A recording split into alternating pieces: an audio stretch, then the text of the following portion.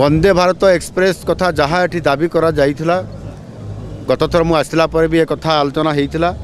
एवं से मु रेलमंत्री दृष्टि आकर्षण मुझे करैछि। निश्चित भाव एथिरे जो वंदे भारत एक्सप्रेस कथा कहउचंती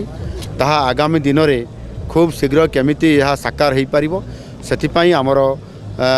रेलमंत्री सहित एवं ये अंचल आमर जो 2 जन सांसद अछंती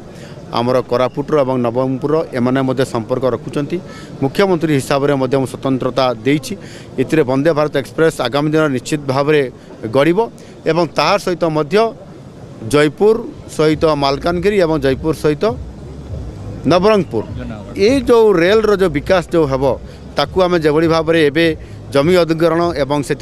लैंड एक्विजिशन ऑफिसर सहित जो प्रोसेस को आम आगू को बढ़ाऊँ सरकार जो पैकेज देइछन सरकार तरफ ताकू त्वरान्वित करूँ खूब शीघ्र यह साकार हो।